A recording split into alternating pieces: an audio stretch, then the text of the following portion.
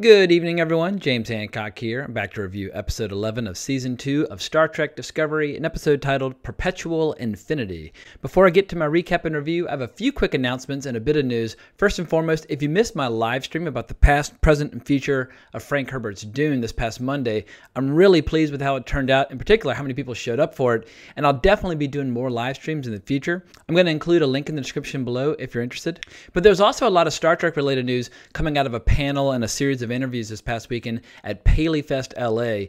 The big piece of news for me was Anthony Rapp's statement related to getting the show to match up with existing Star Trek continuity and canon. He said, "I think the last few episodes will really close the circle for people. If we've done our job, what was on the page, I haven't seen them yet, but what was on the page in the scripts closes the circle. It answers the questions that are lingering and remaining for people of how we fit in, and I believe very strongly that it will leave people satisfied." As someone who cares about continuity to some degree, I was like, if this doesn't make people happy, I don't know what else we can do. So if they can pull it off, I'm all for it. It sounds like there'd be some sort of massive status quo changing moment that almost operates like a soft reboot. But in terms of his question, I don't know what else we can do, the answer is real simple.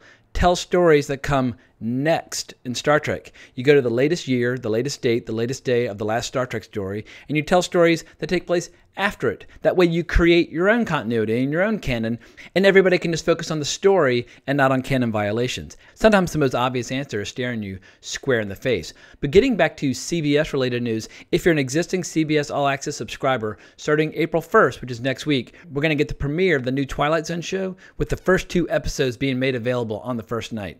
Fingers crossed, I hope they kick ass, but obviously this show is a big rep to live up to. If you go back and visit some of the classic Twilight Zone eps, you will be completely overwhelmed and blown away by how well they hold up. In any event, let's dig into tonight's episode. I was really nervous beforehand that the show was going to find a way to rewrite the history of the Borg and basically turn Leland into the first Borg. Last night I revisited the classic episode Q-Hugh, which is episode 16 of season 2 of Star Trek The Next Generation. And in that episode, the Borg are described as having evolved over thousands of centuries. That is a long period of time.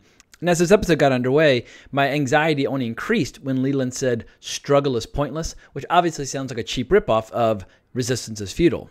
But with the episode behind us now, it appears as if Control AI is simply a new threat that is vaguely reminiscent of that classic Star Trek adversary. The gist of tonight's episode is that Control AI needs access to all the sphere data in order to evolve into the extinction level event that it later becomes. After taking over Leland's body in a particularly gross sequence, it uses every trick at its disposal to try to gain that data. Meanwhile, the crew of the Discovery does everything in its power to try and keep Dr. Burnham in the time period where she belongs, while attempting to use the Red Angel suit to send the sphere data far into the future where Control will never find it. On the whole, I thought the episode was fine. It didn't make me shriek like a banshee in annoyance, nor did it thrill me beyond words. The episode simply pushed the plot forward, which will be wrapping up over the next few episodes. In terms of where things stand at the end of the episode, Leland escapes with over half of the sphere data, while Dr. Burnham and her damaged Red Angel suit are flung back to the future. But with all that said, I do want to call attention to a few highlights. As I mentioned before, Leland's transformation got my attention. Control AI is basically using his body like a meat puppet, and seeing his veins go dark as synthetic matter invaded his system was gross in a particularly fun way. But he doesn't seem to be that clever about disguising his identity. Seems like every time someone turns their back or he walks around the corner, he's like, "Wah," and lets his face kind of freak out. I guess discretion is not necessarily one of his core competencies.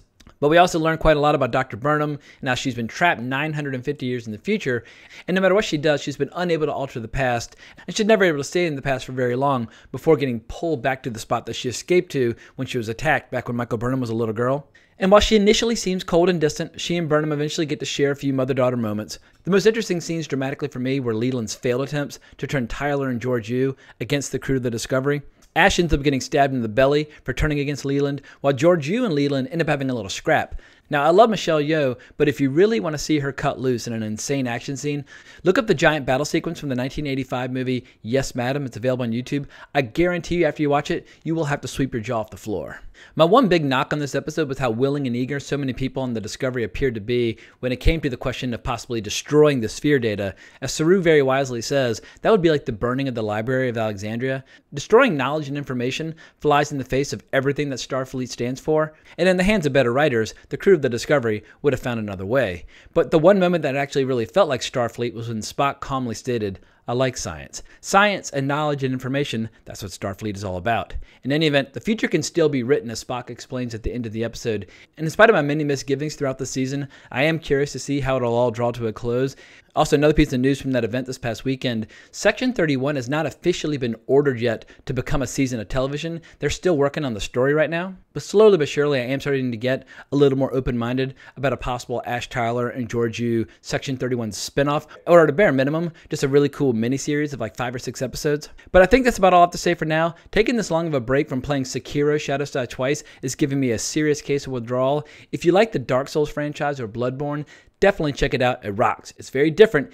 Basically, everything you've learned from playing the Dark Souls games almost has to be unwired from your brain and unlearned in order to play Sekiro effectively, but it is a very cool game. But can't thank you enough for watching my video. I really appreciate it. If you enjoyed it, please consider subscribing to my channel. If you want to find me and talk about Sekiro or Star Trek or Dune or whatever, the best place to reach me is on Twitter at Colbrax, and there's a link to my profile in the description below. But thanks again for watching. I really appreciate it, but more importantly, as always, onwards and upwards.